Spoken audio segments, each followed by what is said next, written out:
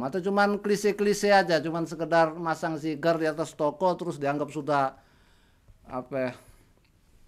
apa ya, namanya ya, melestarikan apa itu. Tetapi perlu kesadaran secara kolektif. Nah itu yang repot mang. Itu Nah, problem utamanya. kesadaran itu nggak muncul mang, kesadaran kolektif itu nggak muncul kalau kesadaran logistiknya kurang. Calon nampunginnya down.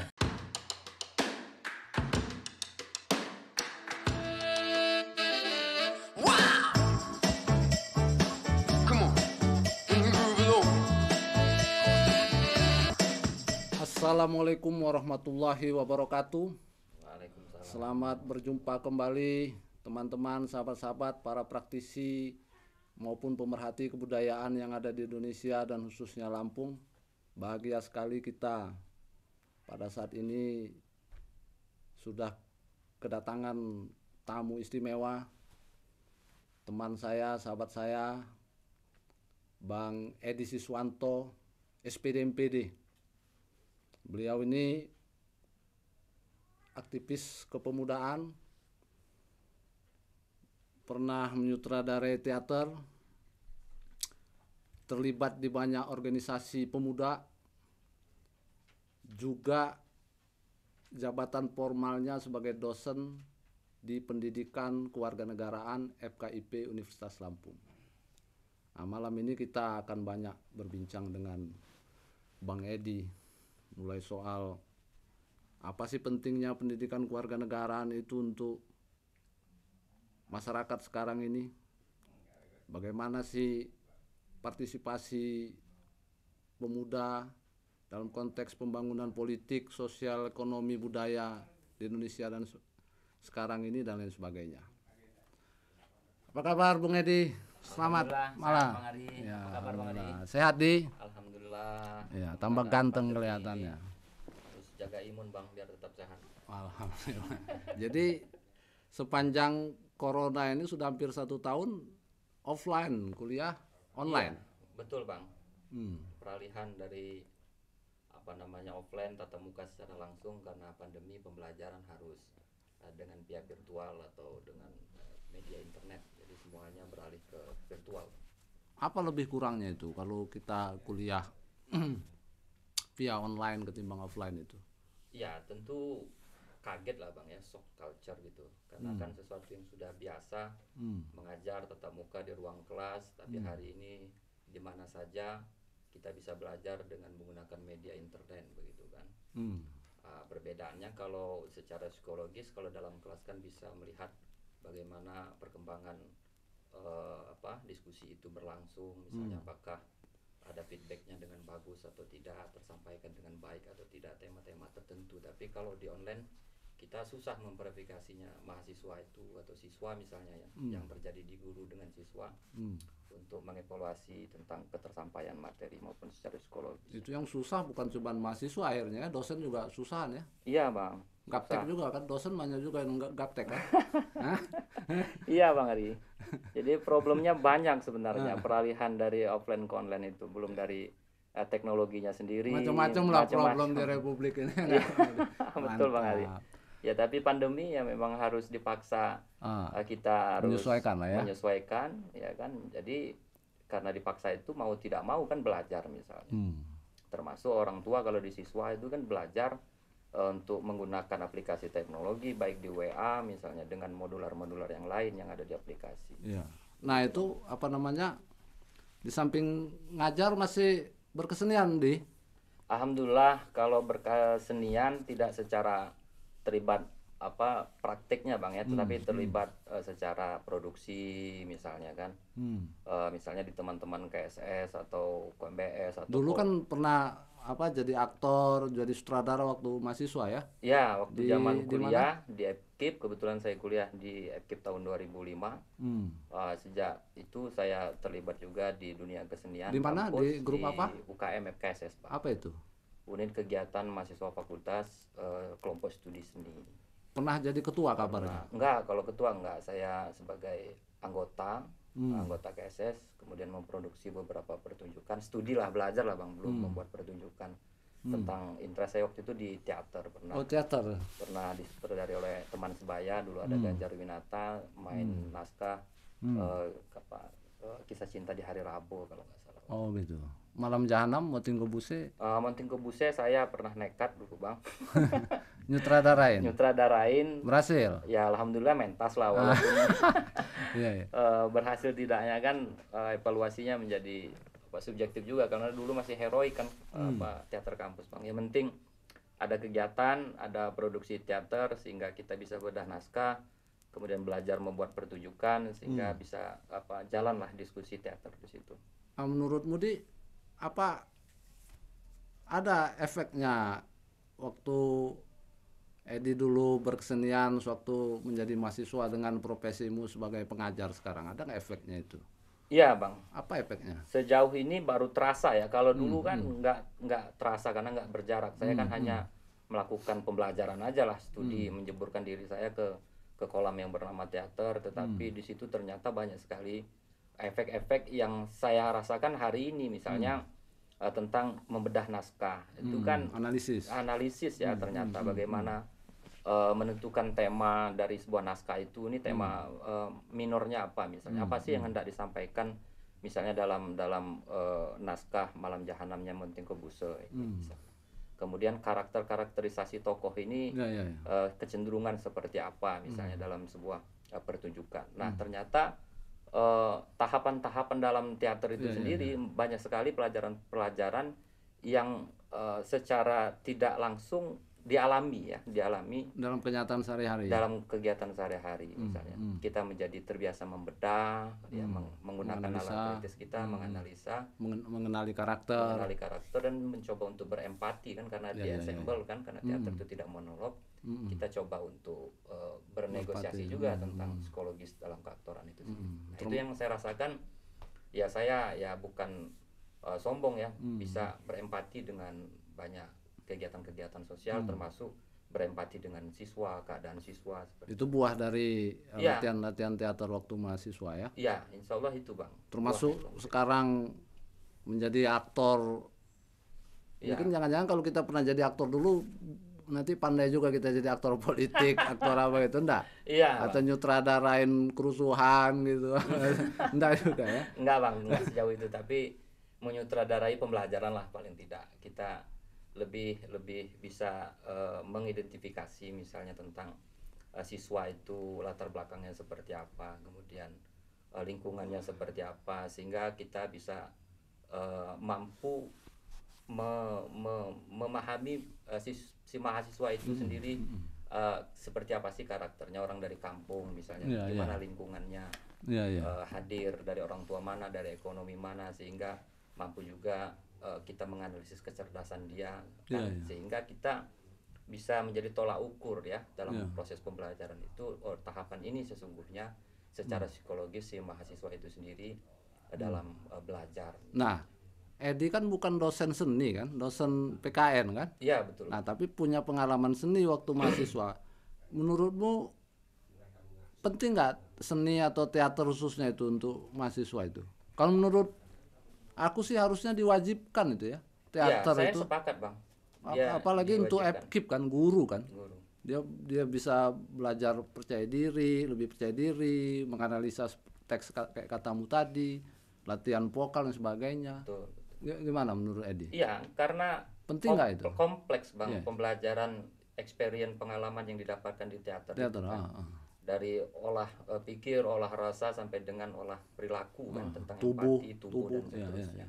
Nah dia menjadi pede, kemudian public speakingnya juga menjadi bagus kan, terbiasa di panggung ya kan. Nah kalau guru dia ngomongnya aja misalnya nggak jelas, belepotan, nalarnya kemudian nggak baik, gimana dia mendelivery informasi tema-tema pembelajaran tentu itu bisa lebih keren ya, efektif gitu ya. Nah itu yang menurut kata Bang Ari tadi itu, apakah teater itu sebagai media pembelajaran bisa menjadi wajib? Ya mestinya begitu bang. Harusnya jadi mata kuliah wajib itu kalau menurut untuk FKIP-nya nggak? Kan biar seru. Jadi 1 tahun pertama itu atau tahun kedua harus belajar teater semua, tidak harus mahasiswa bahasa atau mahasiswa prodi seni aja kan? Iya bang. Ya ngajar itu sendiri kan berteater sebenarnya. Kalau di kita pinjamkan, kita analogikan kan teater dalam bentuk pembelajaran sebenarnya kan. Ada informasi nilai yang pengen disampaikan. Terus bagaimana strategi menyampaikannya, media apa untuk biar lebih efektif ya kan. Kalau di teater kan lengkap, kita menggunakan berbagai media-media itu, baik dari tubuh maupun dari yang lain kan, supaya pesan yang ingin disampaikan dalam teater itu bisa sampai ke penonton. Nah, pengajaran juga seperti itu harusnya. Edi pernah nggak coba sampaikan yang kita obrolin ini ke siapa, petinggi-petinggi kampus atau teman-teman sesama dosen, bahwa penting loh seni itu loh? Belum ya? Ya belum Bang, sejauh ini saya masih dosen anak bawang Bang. Saya ini sebenarnya belum berani menyatakan diri saya dosen Bang. Baru belajar menjadi dosen Bang. Iya. Berat jadi dosen itu Bang. Edi dosen apa aja mata kuliah kalau yang spesifikasinya S1 saya kan pendidikan kewarganegaraan di Unila, kemudian S2-nya pendidikan kewarganegaraan juga waktu itu di Bandung. Nah, jadi memang interest keilmuannya itu dunia kewarganegaraan, pendidikan menjadi warga negara yang baik, misalnya seperti apa sih kesiapannya, apa saja indikator ilmu-ilmu yang harus dipelajari dalam konteks kesadaran warga negara menjadi seorang negarawan. Nah, berarti kan kita masuk ke topik kita sebetulnya di malam ini, di intinya kan bagaimana menjadi warga negara yang baik kan? Iya Bang. Nah, sebuah kenyataan faktual di Republik ini, di Indonesia ini kan kita multikultur. Betul Bang. Jadi kita ini kan bukan satu bangsa sebetulnya kalau kita mau bicara benar-benar kan. Iya, Bang. Bangsa Indonesia itu kan, kata bangsa Indonesia kan baru itu. Imagine community kalau kata Benedict Anderson itu kan. Kita punya banyak bangsa ini, ada bangsa Lampung, bangsa Batak, bangsa Jawa, bangsa Bugis. Kemudian kita bersepakat bikin satu bangsa yang disebut Indonesia. Nah, kenyataan bahwa kita multi bangsa, multikultur ini kan tidak bisa ditolak. Tidak bisa ditolak. So pertanyaannya adalah apa pentingnya kesadaran ini untuk harus ditanamkan untuk mahasiswa atau anak-anak muda sekarang ini? Menurutmu apa itu? Ya, sangat penting. Justru esensi utamanya dari PKN itu adalah kesadaran keragaman itu, bisa mentoleransi keragaman itu, tapi bukan hanya mentoleransi tidak punya ilmunya, menjadi sebuah unity dalam konteks nation state, sebuah bangsa yang terdiri dari, kata Bang Ari tadi itu, berbagai perbedaan, multikultural itu. Nah, PKN itu bekerja, core bisnisnya di wilayah untuk menciptakan kesadaran individu tadi itu maupun kelompok itu mampu menenggelamkan tanda petik dirinya kepada sebuah kesadaran yang lebih besar. Kalau kita urutkan itu kan perilaku kesadaran itu dari kesadaran individu, ya kan, kesadaran kelompok sampai dengan melebur menjadi kesadaran berbangsa. Di titik tertentu sebenarnya nggak boleh lagi juga dia primitif ya, kesadaran bangsa yang sentrisme, ultranasionalis. Ya, tetapi dia harus melampaui lagi menjadi kesadaran antar bangsa yang disebut hari ini disebut warga negara global lah, bahasa pada titik tertentu jangan-jangan lebih jauh lagi dia, kesadaran kosmos dia. Ya, betul Pak. Ya kan? Titik tertentu kesadaran kosmos, kesadaran alam semesta. Ya, jadi, nah, itu tingkat kesadaran kita, anak muda kita, menurutmu Lampung khususnya udah keren belum?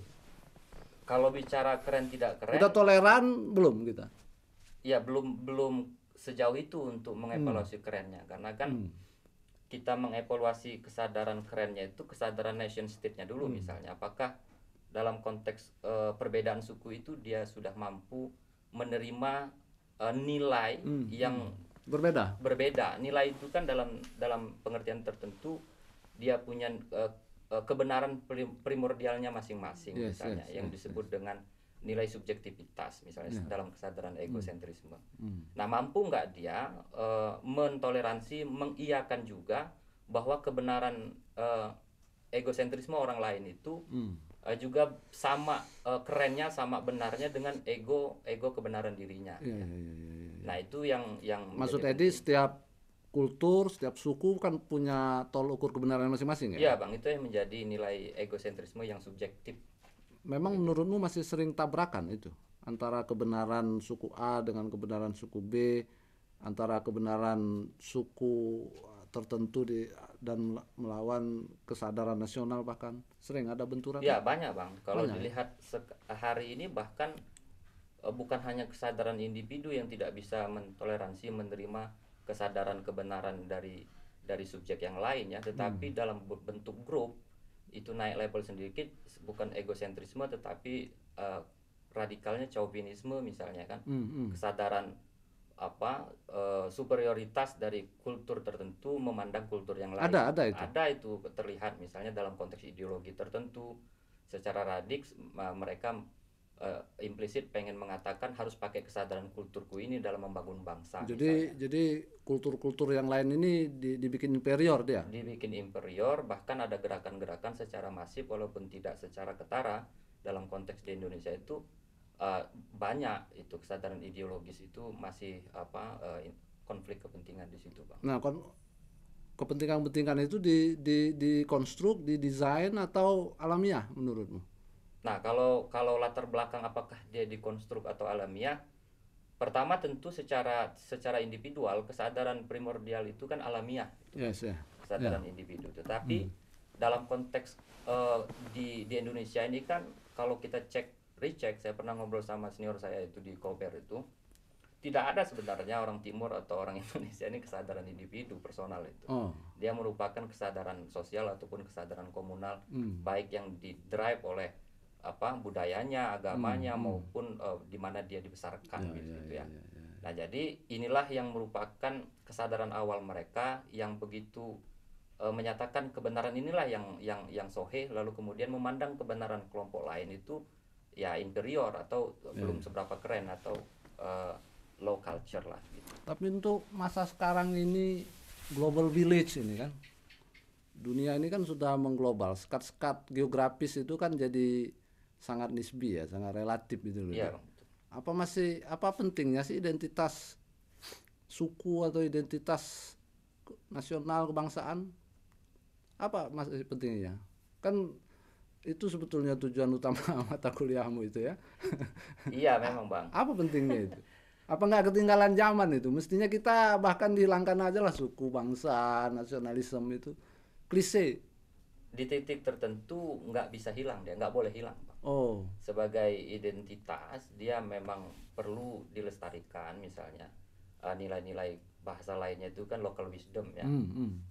Dia tanpa harus membunuh diri ke local wisdomannya itu dalam sebuah grup yang lebih besar ataupun dalam konteks negara global. Dia tidak hilang begitu ya, tetap menjadi subjek bagi dirinya, tetapi tidak mengobjektifikasi subjek lain. Nah, walaupun dalam konteks globalisasi misalnya nggak bisa juga kita ada kultur baru yang bernama global. Jadi krisis boundaries kata Ohame itu tidak tepat juga di titik tertentu. Kita harus menghilangkan identitas itu menjadi tanpa identitas, menjadi warga negara global. Jadi nanti kehilangan silsilah dia, Bang. Nggak keren juga menurut saya menjadi manusia satu kita. Gitu. Manusia satu one man begitu kan, apa asiknya lagi, nggak ada dinamika lagi di situ. Perlu ada dinamika itu. Perbedaan harus tetap ada. Tapi tuntutan zaman kan menghendaki seperti itu. Misal kayak bahasa Inggris kan jadi kayak bahasa all nation itu loh. Bahasa Inggris itu jadi kayak bahasa wajib, bahasa kalau bisa menjadi bahasa pertama bagi segenap suku bangsa yang ada di muka bumi ini. Kemudian model sistem demokrasi misalnya kan yang kita tahu dari Eropa tuh. Kan jadi seakan-akan menjadi tidak benar, tidak sahih sebuah negara kalau tidak menganut sistem demokrasi. Demikian pula model ekonomi kapitalisme yang gimana tuh? Kan jadi nggak signifikan juga identitasnya. Mana menurut Budi? Problem utamanya tentang pandangan kita memandang bahwa bahasa internasional itu menjadi bahasa pemersatu itu penting. Dan dalam konteks itu saluran media kita dalam menegosiasi, mengenali antar suku, antar identitas semua bangsa misalnya. Transfer ilmukah dia, dialektika tentang kulturalkah dia misalnya kan. Sebagai media saja di situ bahasa untuk kita melakukan komunikasi secara tanda petik dalam politik internasional, geopolitik mungkin kan. Iya. Tapi nggak boleh juga menjadi tolak ukur, misalnya apakah orang tidak bisa berbahasa Inggris dianggap ketinggalan zaman misalnya kan. Nggak boleh juga begitu. Itu kan hegemoni bahasa nanti ujungnya menjustifikasi identifikasi menjadi kerdil seseorang, menjadi tidak pede misalnya dengan orang bahasa-bahasa asing. Tentu kalau itu tolak ukurnya nanti orang-orang Eropa lah yang menjadi superior dalam konteks berbangsa dan bernegara di dunia ya. Itu yang harus kita counter, Bang. Iya, karena segresinya kan dan pertentangannya kan kita ini zaman sekarang kan bukan lagi antar suku sebetulnya, atau suku versus negara kayak di konteks Indonesia ini kan. Tapi misalnya kayak kita orang Lampung kan bukan lagi versus Jakarta atau Jawa kan. Iya, tapi Lampung versus New York, Lampung versus London, Lampung versus Beijing. Nah, itu gimana tuh menyikapi itu Iya, kalau dalam konteks kompetisi membangun peradaban, sambil ngopi kita jangan terlalu serius amat kan. Kita kan bukan kuliah ini, ngobrol asik aja kan. Gitu. Bener nggak, Bung? Silakan lanjut. Ya, baik Bang. Tentang versus tadi itu Bang ya, sebenarnya kejauhan kalau versus Indonesia melawan Australia dan segala macam. Versus persoalan utama Indonesia saja, versus personal, versus antar kultural saja menurutku belum beres ya Bang ya, secara literasi orang bernegara di Indonesia ya. Buktinya masih ada isu-isu radikalisme, isu-isu separatisme misalnya kan. Bahkan ada beberapa wilayah yang disebut NKRI hari ini kan, dalam konteks politik tertentu dia pengen melepaskan diri, misalnya kayak ada gerakan Aceh Merdeka dulu kan kita kenal, kemudian Papua sekarang ada OPM ya kan, yang sampai hari ini kan masih menjadi isu secara nasional itu.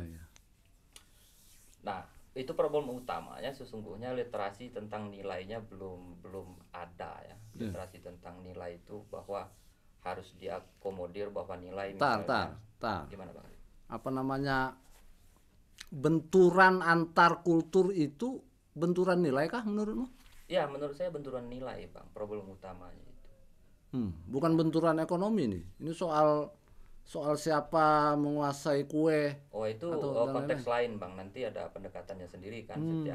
Setiap filsuf politik punya pendekatannya sendiri. Apakah relasi itu, konflik itu sesungguhnya ekonomi dibungkus ideologis atau ideologis itu maksud ekonomi maksud saya Bang ya.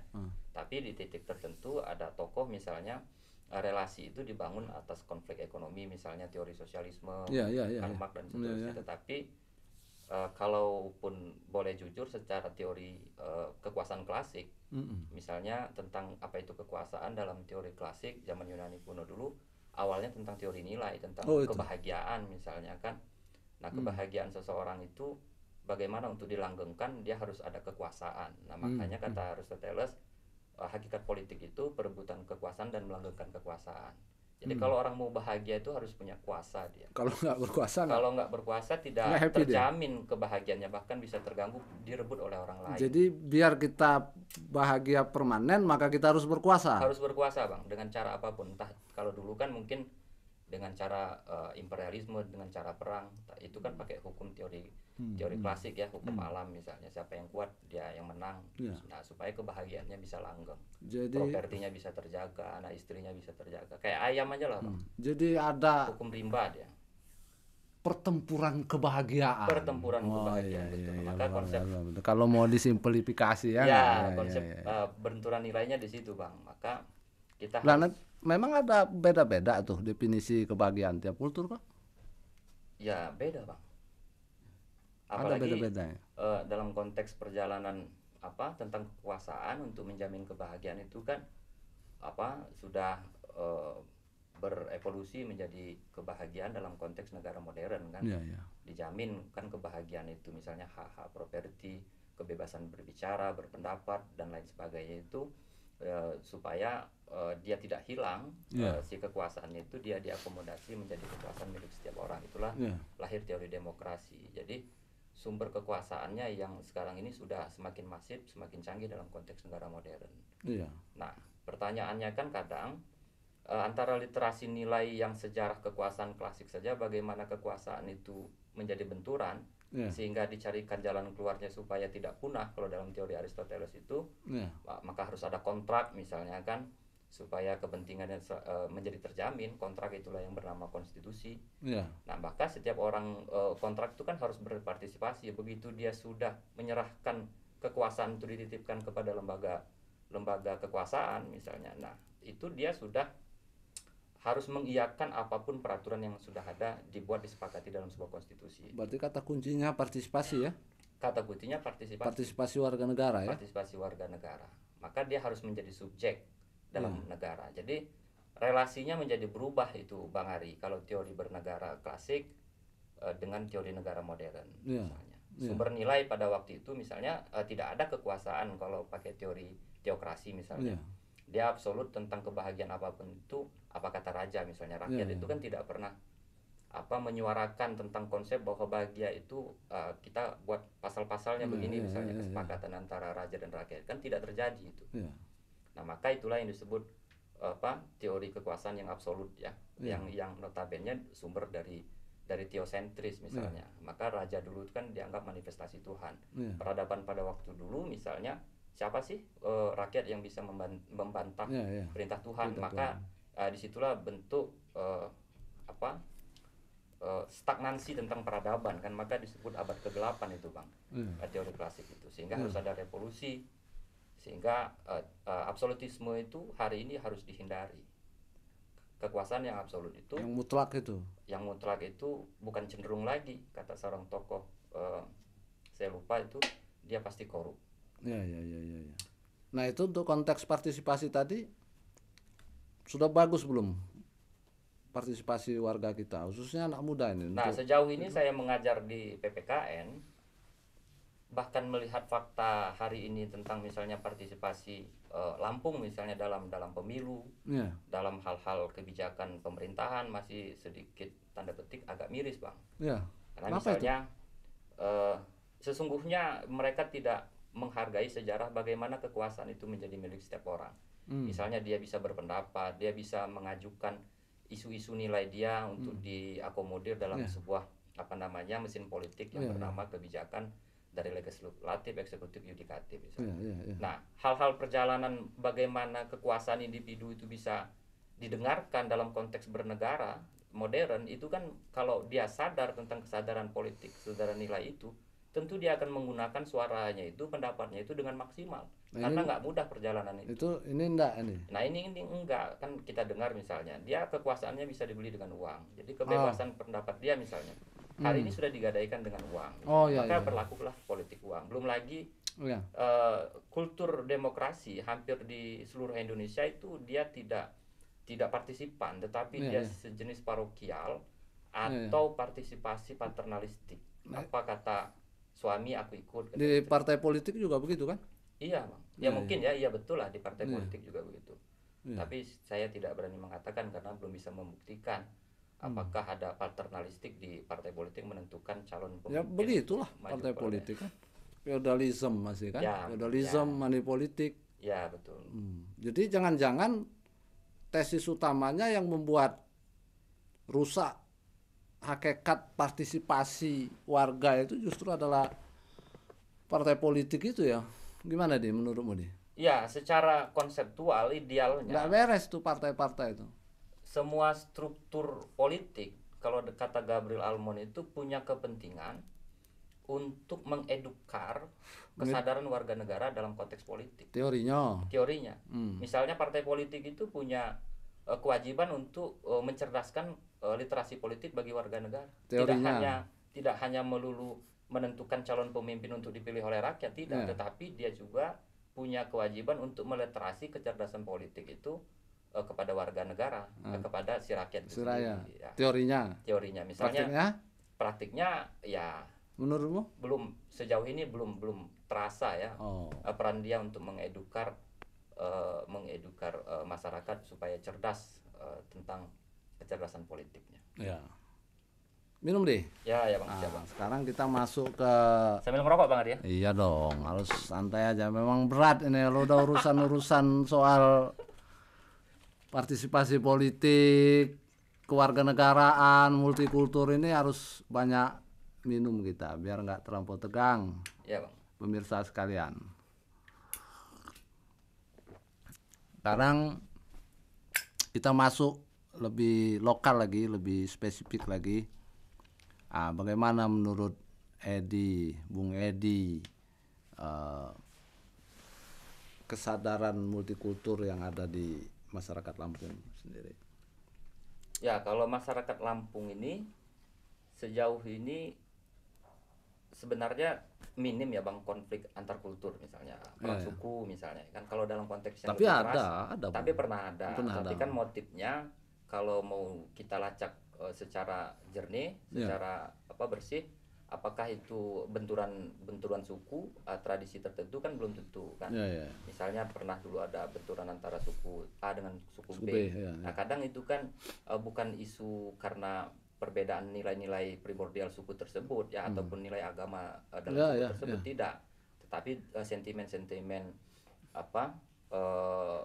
misalnya karena diganggu misalnya kan, dicolek, merasa terganggu, kemudian komunitasnya ikut terganggu dengan propaganda sehingga dia menjadi perang. Tapi kalau dalam konteks sukunya, antar suku, Lampung ini kan sudah teruji bahwa Lampung secara pemiliknya, Lampung itu sendiri dia kan punya nilai-nilai yang memiliki modal untuk dia dalam konteks relasi sosial bisa menerima tentang masyarakat pendatang dari luar untuk konteks di Lampung. Ya kayak kita masyarakat Lampung kan punya apa ya, kalau aku menyebutnya sih modal kultural yang keren kan, kayak konsep filosofi Pil Pesinggiri itu ya dia. Ya betul. Ada apa aja itu kan, ada Nemu Nyimah kah, Sakai Sambayan kah, kemudian Nengah Nyapur kah, itu kan sangat akomodatif terhadap kultur lain itu. Betul. Nah, bagaimana di?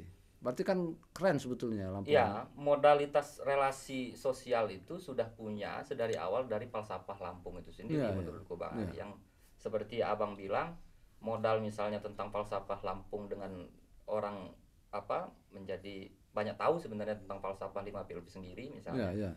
Tentang prinsip harga diri orang Lampung. Orang Lampung itu nggak punya PIL kalau dia juga nggak melakukan PIL berikutnya, yaitu dia harus nemuin nyimah, dia harus nengah nyapur, dia itu berjuluk sekaligus badok, penanda kalau dia itu manusia Lampung kan.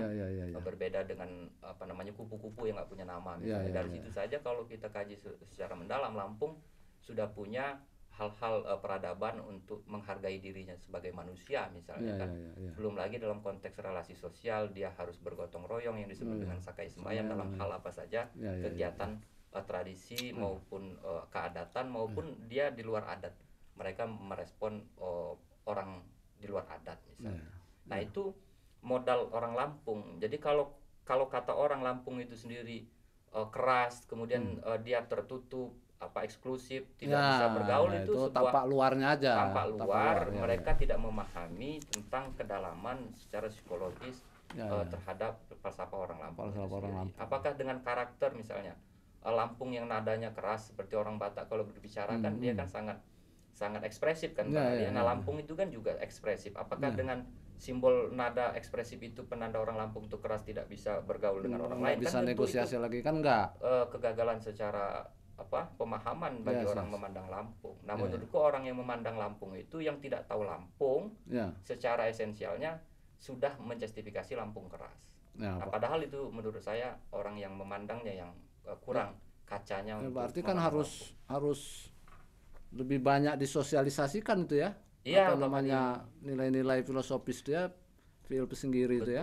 Kan keren sekali itu. Iya.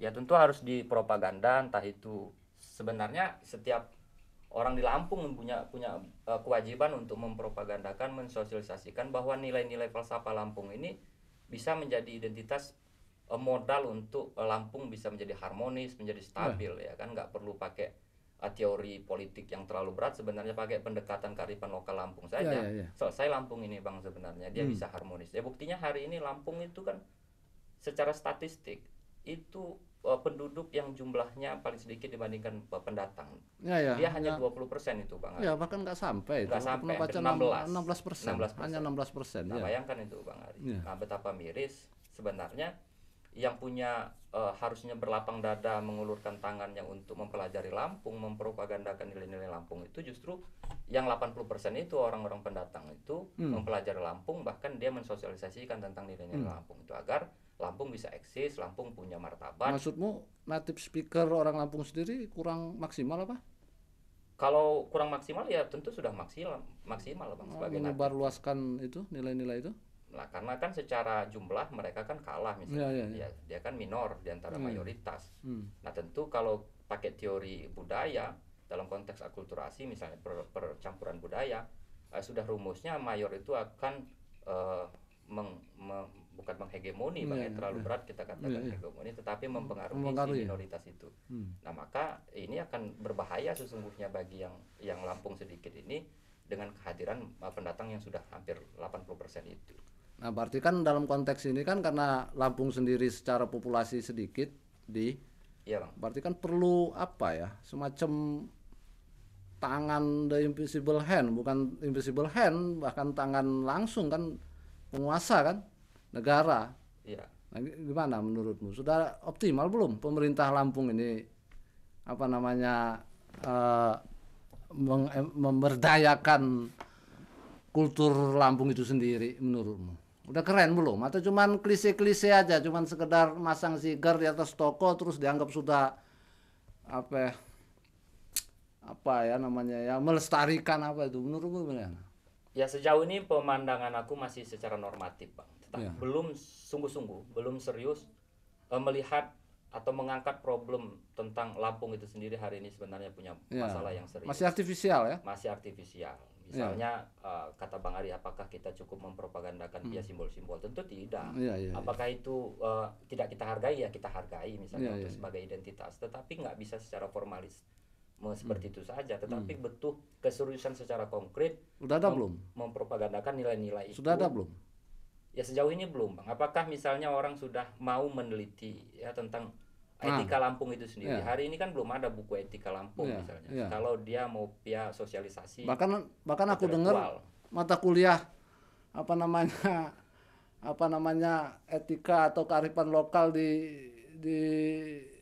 universitas hilang itu. Gimana tuh Gimana kita mau memberdayakan kultur Lampung ini?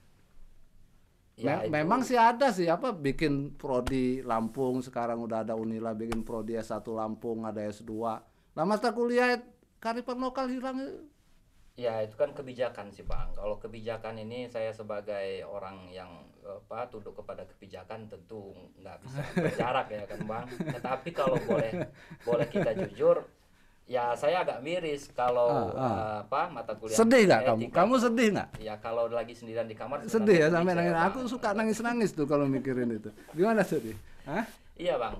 Kalau tadinya saya udah merasa bahagia sekali karena salah satu alat propaganda yang paling efektif itu adalah pihak pendidikan. Kan? Sekelas kampus misalnya, jangan hanya Unila sebenarnya semua kampus bila perlu ada pergubnya. Benar. Misalnya untuk menitipkan mata kuliah yang mengangkat kearifan lokal Lampung tentang Lampung ini. Misalkan situasinya misalnya statistik ada nggak itu? Lampung kecil. Kalau sejauh ini belum Bang, ada pun sudah mulai menghilang. Misalnya kayak di Unila kemarin mulai mungkin akan diganti dengan mata kuliah kewirausahaan mungkin ya, karena mata kuliah kearifan lokal diganti mata kuliah kewirausahaan. Itu hubungannya di mana itu? Ya karena mungkin punya hubungan misan apa punya argumen logikanya sendiri Bang, kenapa kebijakan ini berubah. Karena ya kata Bang Adi tadi, propaganda itu hari ini kan Unila sendiri kan ada prodi bahasa Lampung S1 dan S2. Mungkin pihak pendidikan akan menyebarluaskan tenaga pendidik ke semua sekolah. Itu lebih efektif juga karena ya pertimbangan kebijakan ini Bang, tinggal logika landasan berpikirnya aja Bang. Ya tapi pertimbangan kebijakan kan kalau nalarnya nggak ketemu kan susah juga ya, itu Bang. Nanti itu jadi PR Bang, nanti akan kita coba negosiasi ke praktik itu. Sekarang praktiknya deh kita langsung ke upaya konkret. Menurut bagaimana, apa upaya konkret yang harus dilakukan mestinya ya dilakukan oleh negara dulu deh dan kampus untuk melestarikan, untuk memberdayakan kultur Lampung ini?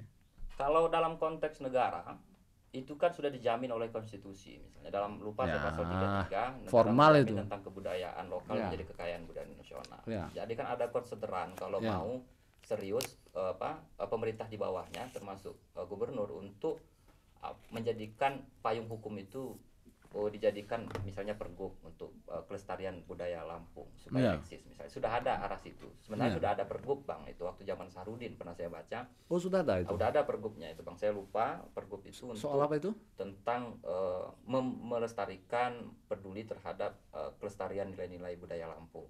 Sudah ada pergub itu zaman Sarudin. Nah, tetapi apakah hari ini cukup hanya di pergub?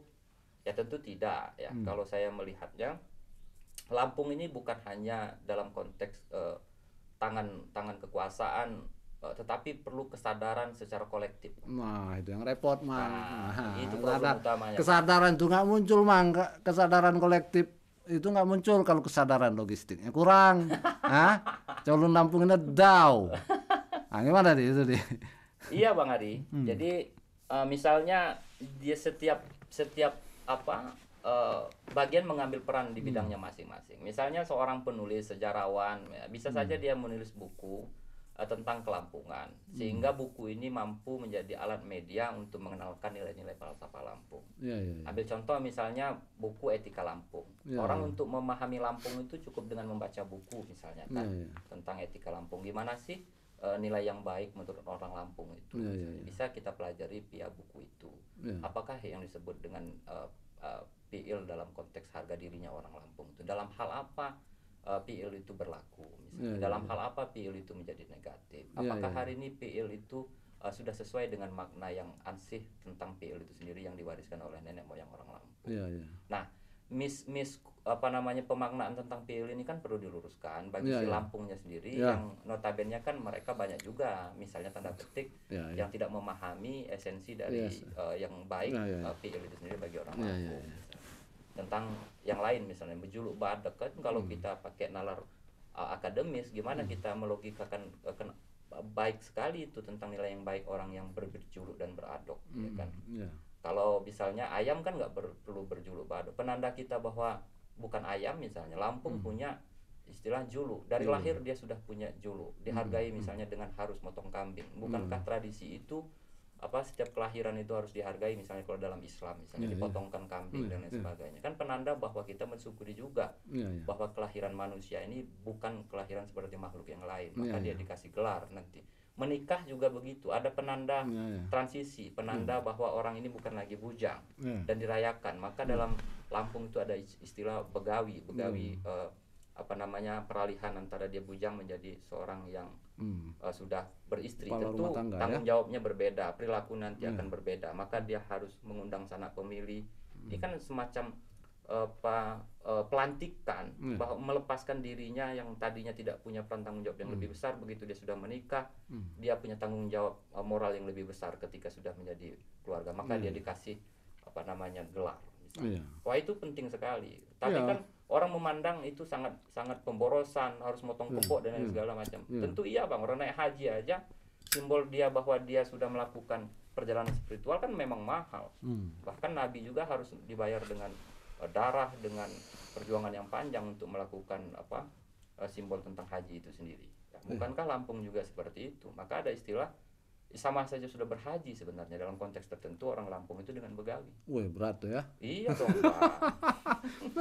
Ya bahkan kayak Nengah Nyapur itu kan, Nengah Nyapur jangan cuman ke ke lingkungan komunal terkecil untuk konteks organisasi, kita harus Nengah Nyapur juga dong ke New York sana dong.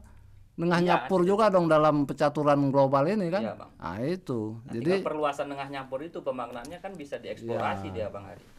Nilai Lampungan itu.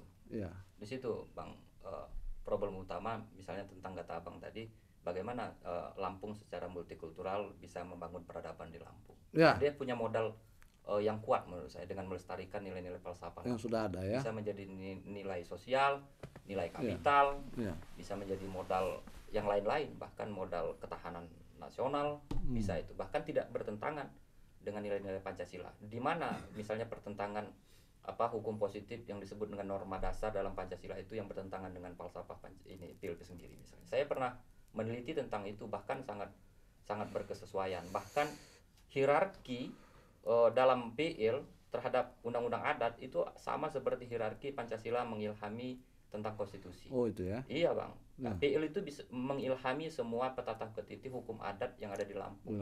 Ya.